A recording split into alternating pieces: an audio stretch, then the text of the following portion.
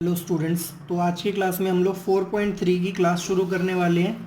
तो इस एक्सरसाइज में ज़्यादा नहीं, बस 5 ही क्वेश्चंस हैं और मैं उम्मीद करता हूँ कि आज इसी क्लास में हम लोग इंट्रोडक्शन एंड ट्यूटोरियल क्लास दोनों की दोनों क्लासेस आज की क्लास में ले लेंगे।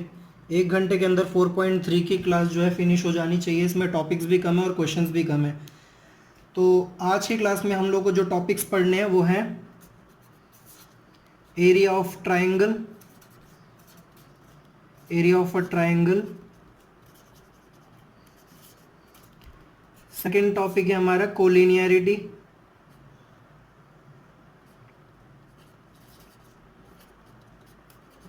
एंड इसकी प्रॉपर्टीज भी हम लोग पढ़ेंगे। एंड लास्ट टॉपिक हम लोग को जो पढ़ना है वो इस एक्सरसाइज में है equation of line, equation of lines. तो ये 3 टॉपिक्स हम लोग को आज की क्लास में पढ़ने हैं। ज़्यादा नहीं, बस छोटे छोटे से टॉपिक्स हैं और मुझे लगता है कि ये कुछ जल्द से जल्दी ख़त्म हो जाएंगे। मैं 40 से 45 मिनट की क्लास में ख़त्म हो जाएंगे। सो पहला टॉपिक शुरू करते हैं हम लोग, area of triangle. Area of triangle.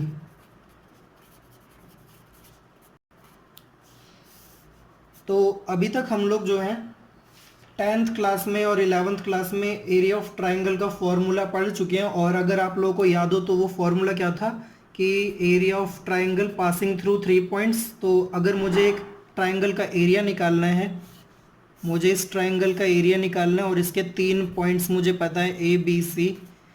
पहला पॉइंट है हमारा x1 कॉमा y1 और दूसरा पॉइंट है हमारा x2 comma y2, x3 comma y3। तो अगर ये 3 पॉइंट्स हमारे पास होते हैं तो इस वाले ट्राइंगल का एरिया क्या होगा, हम लोग कैसे कैलकुलेट करते थे, area of triangle A B C is equal to, वो फॉर्मूला हम लोग यूज़ करते थे 1/2 इंटू, अब आप लोग को याद हो तो हम लोग यहाँ पर एक लॉजिक यूज़ करते थे। वो लॉजिक था x1 bracket y2 minus y3 plus x2 bracket y3 minus y1 plus x3 bracket y1 minus y2।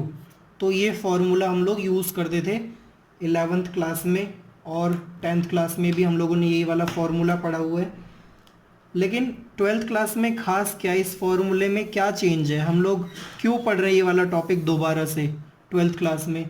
तो एक्चुअली मैं इस एरिया, इस फॉर्मूले को थोड़ा सा मॉडिफाई कर सकता हूँ। और वो फॉर्मूला क्या होगा, मैं इस पूरे के पूरे फॉर्मूले को लिख सकता हूँ x1 y1 z1, अच्छा sorry, x1 x2 and x3 and x3 y1 y2 and y3 1 1 and 1। हम इस फॉर्मूले को इस तरह से लिख सकते हैं, या फिर मैं इसी डिटर्मिनेंट को ट्रांसपोज करके इस तरह से भी लिख सकता हूँ 1/2 x1 x2 x3 y1 y2 y3 and 1 1 and 1। तो ये दोनों एक ही चीज़ है। तो आप इस वाले फॉर्मूले को इस तरह से लिख सकते हो या फिर आप इस फॉर्मूले को इस तरह से लिख सकते हो। दोनों बातें की है। अब आप लोग सोच रहे होंगे कि ये वाला फॉर्मूला हमें मिला कैसे, मैंने इस एक्सप्रेशन को इस तरह से क्यों लिखा हुआ है। तो अगर आप इस वाले डिटर्मिनेंट को एक्सपेंड करोगे कॉलम 1 के अलोंग तो आपको ये वाला फॉर्मूला मिल जाएगा। यहाँ पर अगर आप लोग R1 यानी कि फर्स्ट रो के अलोंग अगर एक्सपेंड करोगे इस फॉर्मूले को, इस डिटर्मिनेंट को, तो आपको ये फॉर्मूला मिल जाएगा।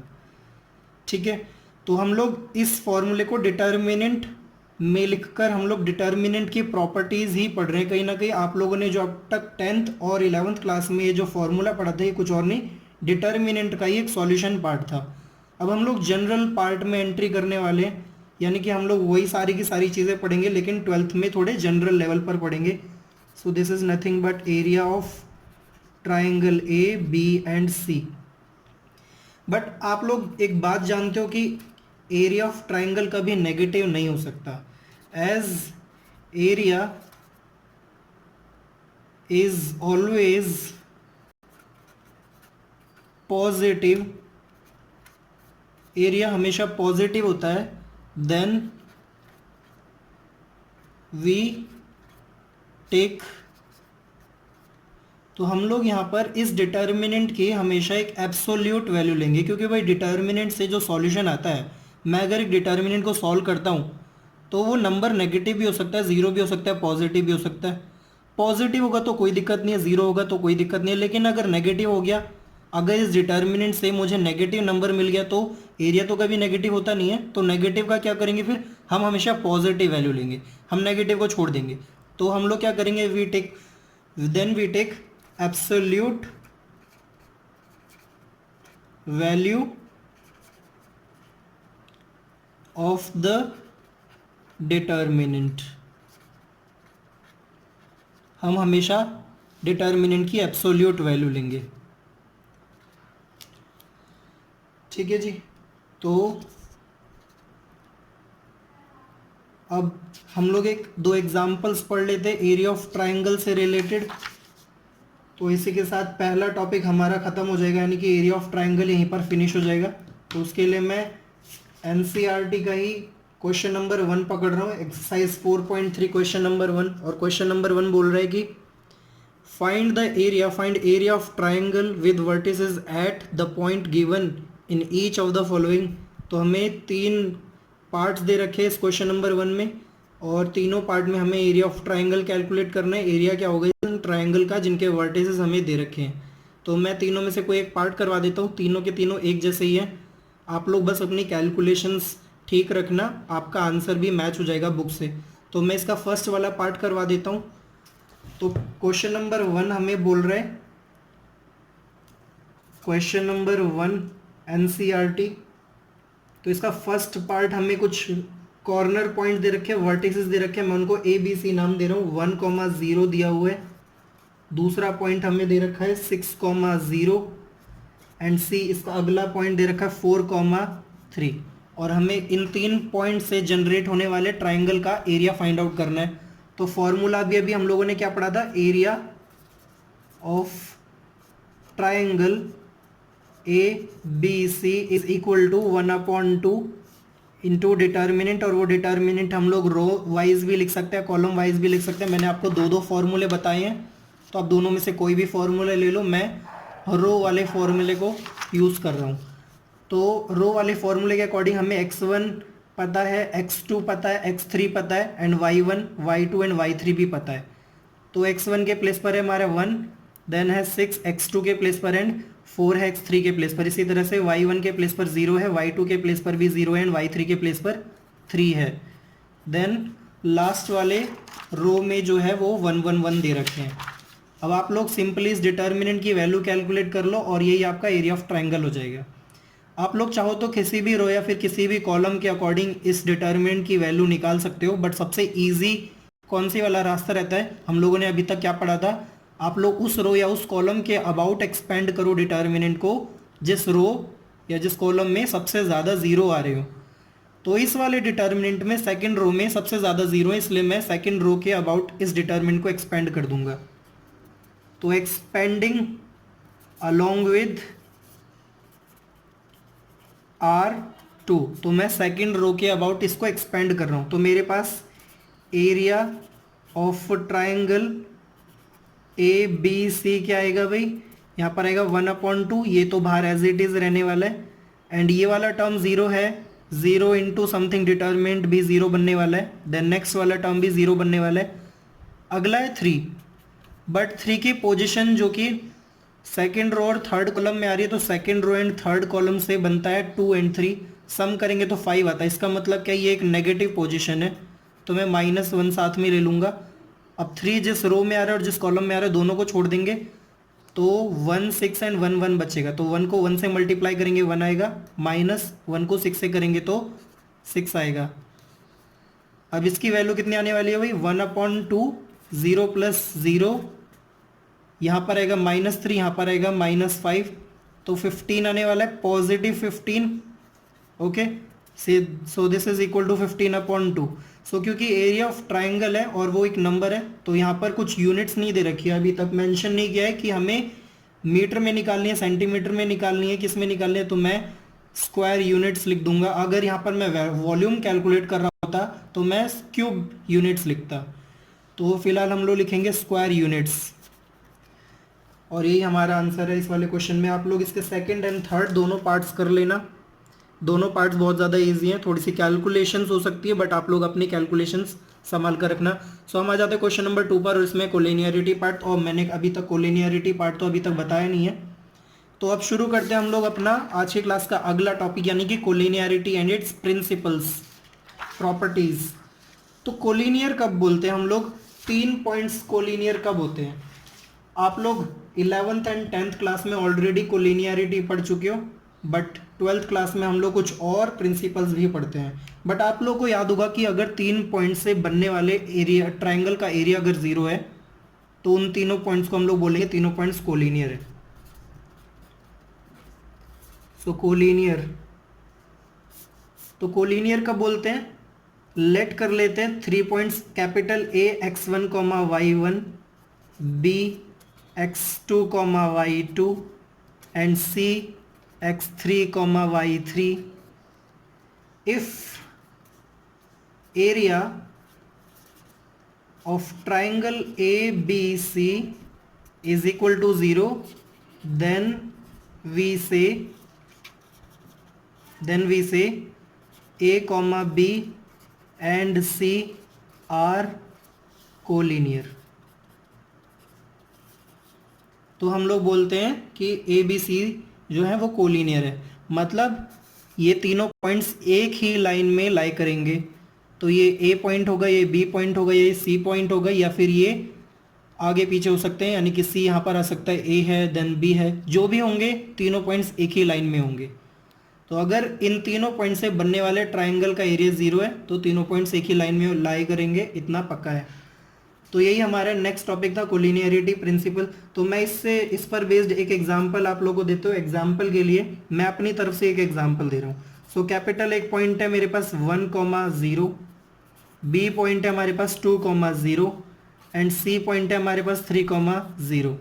तो ऑब्वियसली आप लोग देख सकते हो, अगर आप लोग डायग्राम बनाओगे तो x1,0 यहाँ पर है, 2,0 यहाँ पर होगा और 3,0 यहाँ पर होगा। So this is 1, x is equal to 1, y is equal to 0, x is equal to 2, y is equal to 0 and x is equal to 3, y is equal to 0।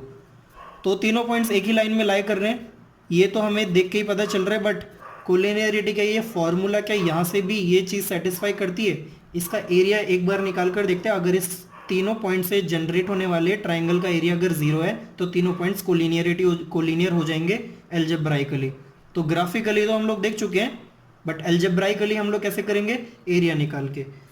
So area of triangle A B C is equal to, so x is equal to 1, 2 and 3, then y की value यहाँ पर 0 है, y2 की value भी 0 and y3 की value भी 0 है।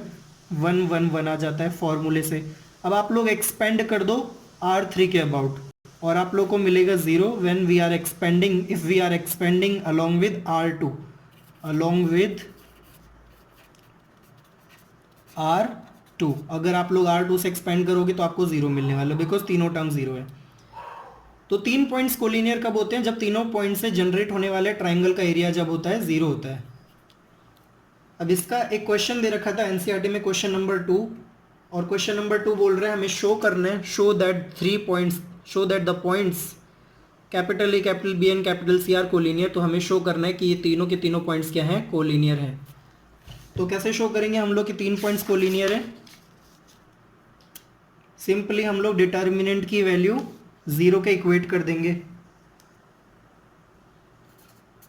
क्या क्वेश्चन नंबर 2 बोल रहे हैं कि हमें कैपिटल ए पॉइंट गिवन है A B plus C and capital B point हमें गिवन है B comma C plus A, capital C comma A plus B, और हमें शो करना है to show A comma B comma C are collinear. तो simply हम लोग area निकालेंगे, area of triangle A B C, and this will be 1/2 A B and C, तो x1 x2 and x3 की वैल्यू ए B सी है and y1 की value यहाँ पर है b प्लस सी, y2 की वैल्यू है c plus A and y3 की वैल्यू है a प्लस बी, फिर 1 1 1 आ जाता है। अब आप लोग एक काम करो, सॉल्व करने के लिए, डिटर्मिनेंट को सॉल्व करने के लिए, क्योंकि मुझे शो करना है कि कोलिनियर है, कोलिनियर कब होगा जब पूरे डिटर्मिनेंट की वैल्यू क्या हो जाएगी जीरो, यानी कि आप लोगों को एरिया ऑफ ट्राइंगल जीरो चाहिए। तो ये पूरी की पूरी वैल्यू जीरो लाने के लिए आप लोग एक्सपेंड करेंगे। तो एक्सपेंड नहीं करेंगे हम लोग यहाँ पर प्रॉपर्टीज यूज करने के लिए, प्रॉपर्टीज यूज करके इस डिटर्मिनेंट को जीरो के इक्वेट करेंगे। तो प्रॉपर्टीज यूज करने के लिए मैं एक काम कर रहा हूँ, R1 में सेकेंड रो पूरी की पूरी ऐड कर देता हूँ। तो R1 change to R1 plus R2, तो आप लोग सेकेंड रो को फर्स्ट रो में ऐड कर दो, तो आपको मिलने वाला है 1/2 a plus B plus C, यहाँ पर भी वही होगा a plus B plus C and यहाँ पर भी a plus B plus C आ जाएगा आपके पास, एंड ये b plus C as it is रहेगा, c plus A as it is रहेगा and a plus B as it is रहेगा, ये 1 1 1 एज इट इज रहेंगे। अब आप लोग a प्लस बी प्लस सी जो है ये कॉमन ले लो पहली रो में से, तो आपको मिलेगा a प्लस बी प्लस सी, अगर आप लोग कॉमन लोगे तो 1 1 1 रह जाएगा, b प्लस सी हो जाएगा, c प्लस ए हो जाएगा, a प्लस बी हो जाएगा, यहाँ पर भी 1 1 1 रह जाएंगे। आप लोग जानते हो R1 एंड R3 जो है ये आइडेंटिकल हो गए हैं, तो इस वजह से डिटर्मिनेंट की वैल्यू जीरो है, और जीरो को आप किसी से भी मल्टीप्लाई करो ओवरऑल वैल्यू जीरो हो जाएगी, since R1 and R3 are identical, are identical.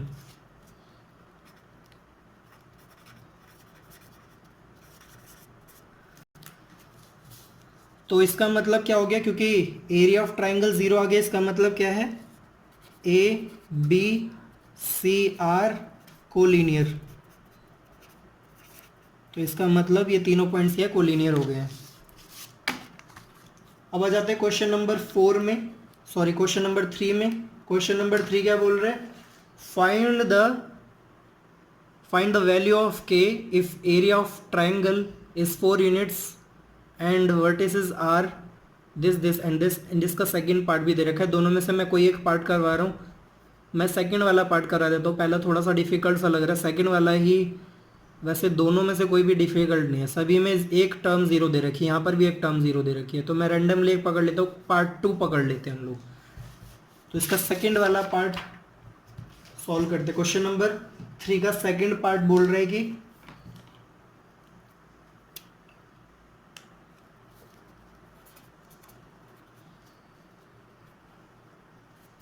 Capital एक पॉइंट दे रखा है हमें -2,0, बी पॉइंट दिया हुआ है हमें 0,4 एंड सी पॉइंट दे रखा है 0, के, और गिवन है हमें area of triangle is 4 units, 4 square units. So area हमें गिवन है of triangle A B C is equal to 4 square units, तो ये हमें गिवन है। तो एरिया ऑफ ट्राइंगल क्या हो जाएगा, इन तीनों पॉइंट से जनरेट होने वाले एरिया का फॉर्मूला क्या होगा, 1/2 times determinant which is x1 की वैल्यू यहाँ पर है -2, x2 की वैल्यू है 0 एंड x3 की वैल्यू है यहाँ पर 0, y1 की वैल्यू 0 दे रखी है, y2 की वैल्यू है 4 एंड y3 की वैल्यू दे रखी है K 1 1 and 1 and this is equal to 4, ये हमें गिवन था, तो इसकी वैल्यू ये रही और ये एज इट इज टर्म है। अब आप लोग 2 को सेकेंड साइड पहुंचा दो, तो 1/2 2 डिनोमिनेटर में आ रहा है, सेकेंड साइड जाएगा तो मल्टीप्लाई हो जाएगा और यहाँ पर आएगा 8,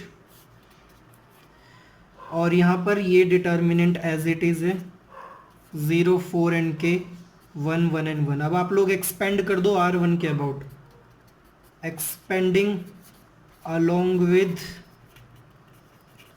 R1 एंड यहाँ से हमें मिलने वाला है -2, ये वाली रो छोड़ देंगे, कॉलम छोड़ देंगे, and this is 4 minus K is equal to 8, right. But याद रहे ये पूरा का पूरा एक डिटर्मिनेंट है, एक्चुअली ये पूरा का पूरा एक एरिया है, ये पूरा का पूरा एक एरिया है, और क्योंकि ये एक एरिया है तो हम इसकी एब्सोल्यूट वैल्यू लेते हैं, यानी कि जो भी नंबर हमारे पास आएगा वो मॉड में रहेगा। अगर नेगेटिव आया तो हम लोग उसको नेगेटिव को छोड़ देते हैं, पॉजिटिव ले लेते हैं। और अगर पॉजिटिव है तो कोई दिक्कत नहीं होती है, क्योंकि ये एरिया है और एरिया में हमेशा पॉजिटिव लिया जाता है। दैट्स वाई हम लोग यहाँ पर मोड लेकर चलेंगे जो भी सॉल्यूशन नंबर आएगा। तो यहाँ पर हमें के की वैल्यू निकालनी है, इस मॉड्यूलस को सेकंड साइड शिफ्ट कर देंगे तो इधर पॉजिटिव एंड नेगेटिव का साइन आ जाएगा, प्लस माइनस यहाँ से मॉड्यूलस अगर शिफ्ट हो जाएगा सेकंड साइड जाएगा तो प्लस माइनस के दोनों साइन आ जाएंगे, 8 आ जाएगा। एंड दिस इज -2 4 के। अब आप लोग यहाँ पर दो केसेस बना सकते हो, केस 1 एंड केस 2। केस 1 के लिए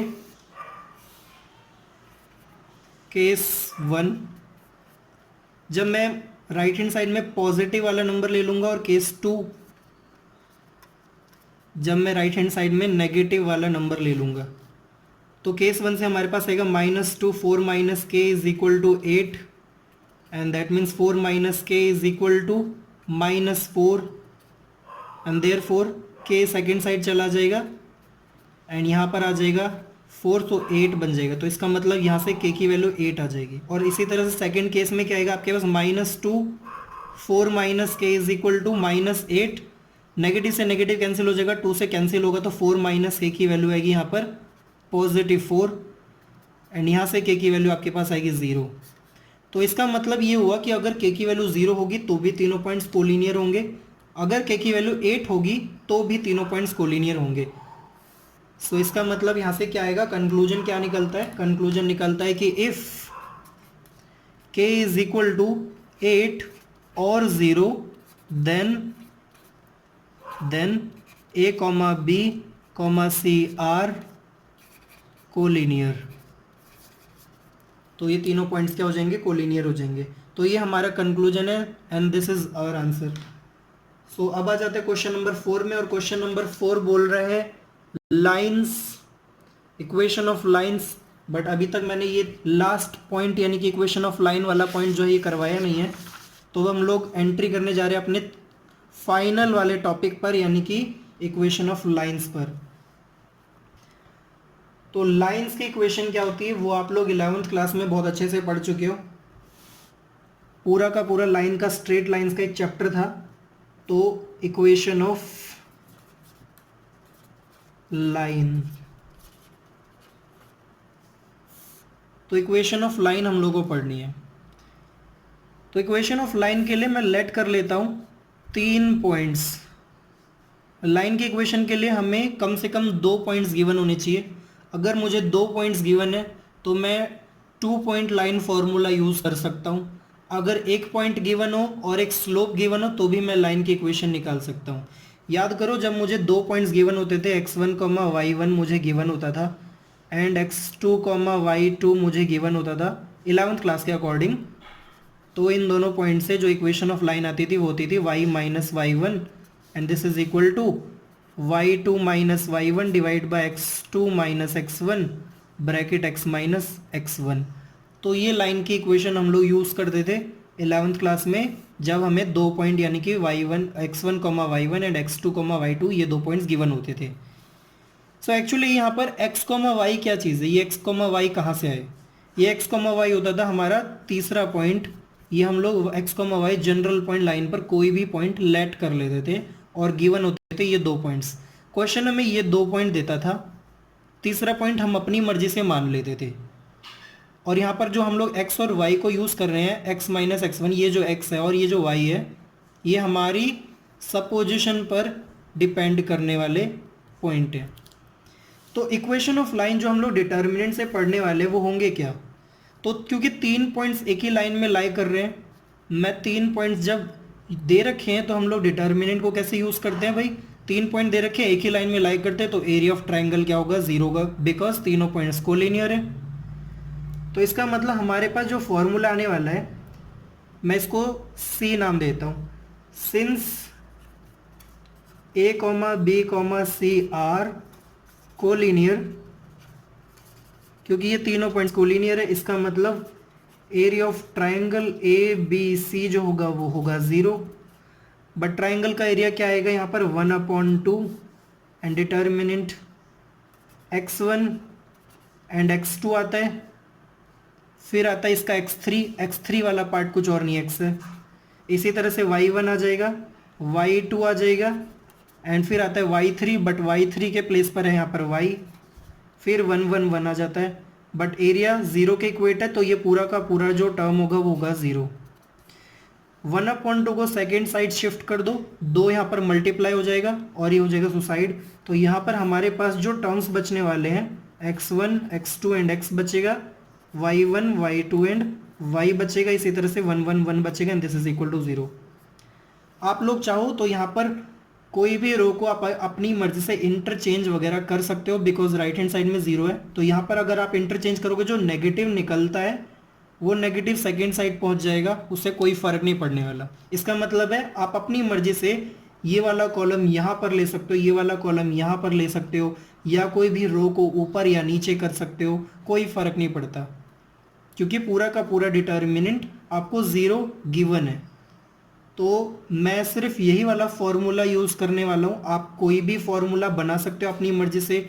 मैं चाहूँ तो ये वाला फॉर्मूला भी देख सकता हूँ कि मैं इसका पहले वाले कॉलम को इस साइड ले रहा हूँ और फिर ये वाला कॉलम सेकेंड साइड ले रहा हूँ। तो x y and 1, x2 y2 1 and x1 y1 and 1 is equal to 0। मैं चाहूँ तो ये भी यूज़ कर सकता हूँ, बट इससे कोई फर्क नहीं पड़ता, बिकॉज मैं एक बार जो इंटरचेंज करूँ, जो नेगेटिव यहाँ पर आ जाता है -1 जो आ जाता है, ये सेकंड साइड शिफ्ट हो जाएगा और पूरा तब भी 0 ही है, तो कोई फर्क नहीं पड़ेगा डिटर्मिनेंट में।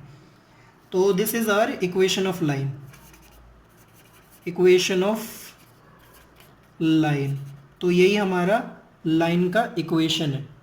तो इस पर बेस्ड हमें कुछ क्वेश्चंस दे रखे। क्वेश्चन नंबर 4 जो हमें दिया हुआ है एनसीईआरटी का, वो क्वेश्चन नंबर 4 बोल रहे हैं कि find equation of line joining points 1, 2 and 3, 6 using determinant, and इसी तरह से सेकंड पार्ट भी दे रखा, find equation of line joining point this and this using determinant. तो दोनों चीज़ें एक ही जैसी है। मैं इसका सेकंड वाला पार्ट करवा देता हूँ, तो आप लोग फर्स्ट वाला पार्ट खुद से कर सकते हो, सेम चीज़ें हैं, बस नंबर चेंज हो रखे हैं।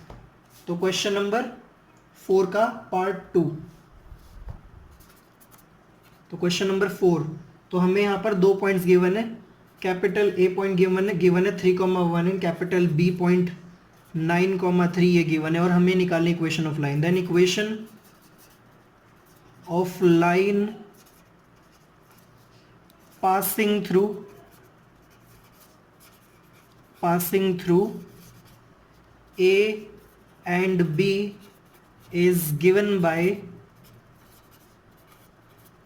बाय, तो कैसे बताते हैं हम लोग वो passing through equation of line कैसे बताते हैं? यहाँ पर x y एंड 1 आ जाता है, जो हम लोगों ने फॉर्मूला पढ़ा था उसके अकॉर्डिंग, राइट। तो जो हम लोगों ने फॉर्मूला पढ़ा था उसमें एक्स वाई एंड 1 आ जाता है। अब आप लोग क्या करते हो, x1 लेते हो, x2 लेते हो, y1 y2 लेते हो, फिर 1 1 आ जाता है। तो यहाँ पर x1 क्या दिया हुआ है 3, x2 क्या दिया हुआ है 9, y1 हमारे पास 1 एंड y2 हमारे पास 3 गिवन है। 1 1 ले लेते हैं, दिस इज इक्वल टू 0। अब इस डिटर्मिनेंट को सॉल्व करना है और यही हमारा आंसर है। तो मैं एक्सपेंड कर देता हूँ C3 के अबाउट, तो एक्सपेंडिंग अलोंग विद कॉलम 3, तो इसका मतलब पहले वाला जो टर्म है उसका पोजीशन है first row and third column, यानी कि 1 3, राइट। तो first row and third column, तो सम करेंगे तो 4 आएगा, इसका मतलब ये पॉजिटिव रहेगा साइन।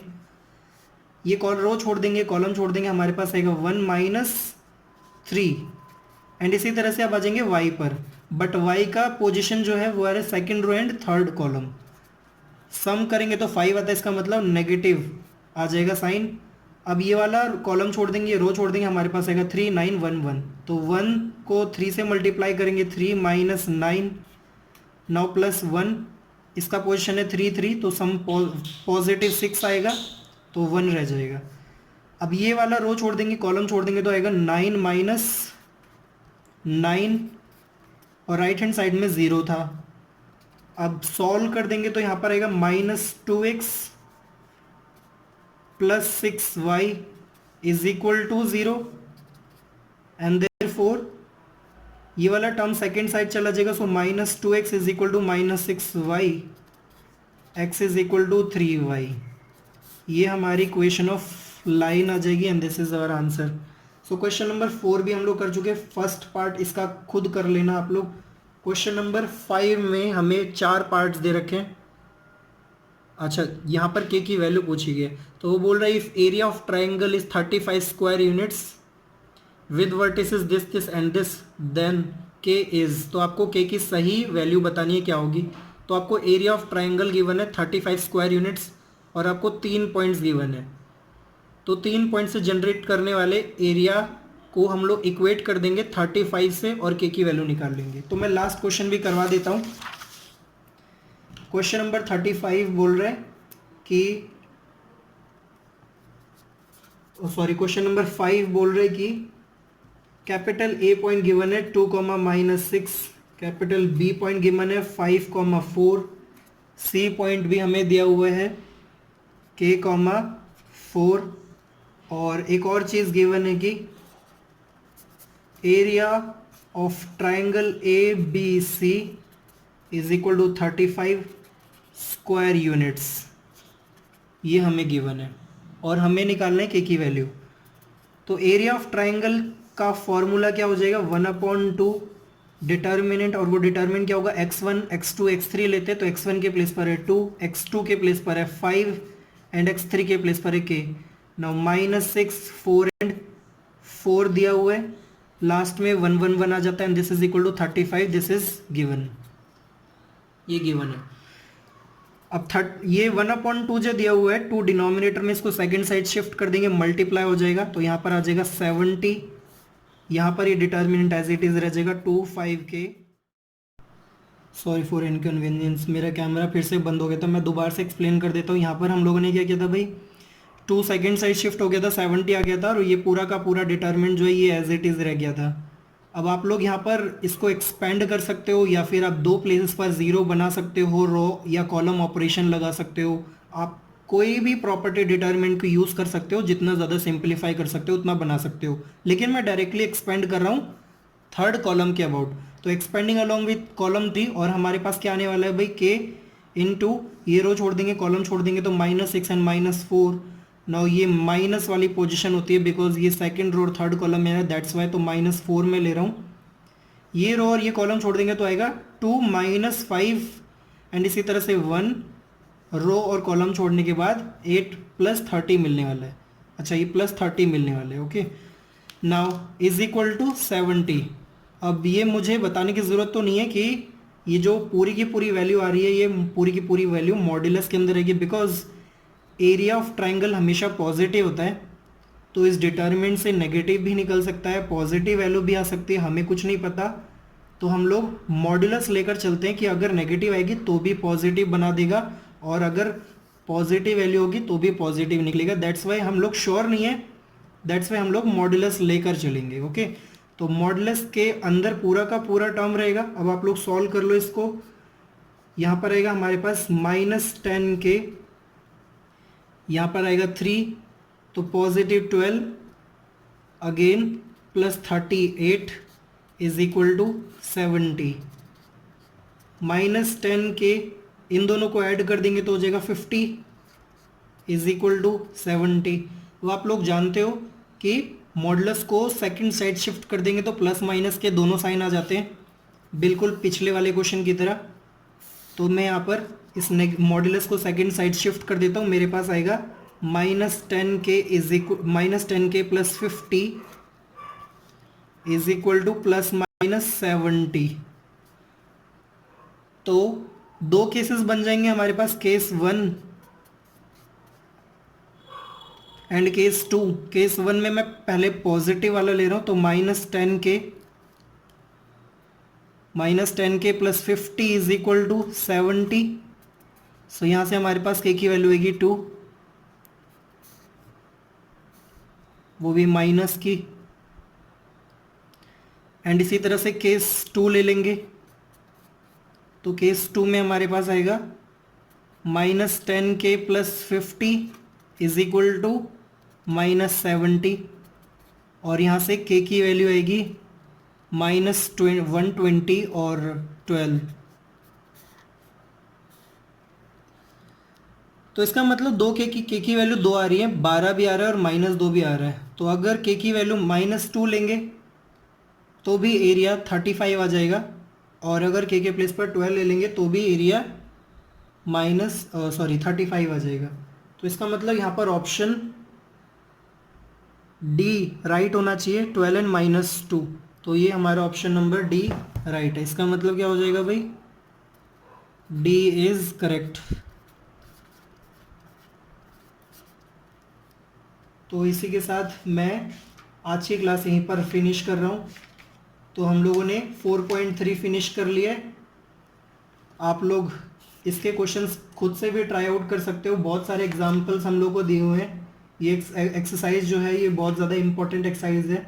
अब इस एक्सरसाइज से भी क्वेश्चंस काफ़ी सारे बन सकते हैं। नेक्स्ट क्लास में हम लोग माइनस एंड कोफैक्टर शुरू करेंगे अगली एक्सरसाइज में 4.4 में, और ये भी थोड़ी छोटी एक्सरसाइज है तो इसको भी करने में ज़्यादा टाइम नहीं लगेगा। सो आज के लिए बस इतना ही। Thank you so much.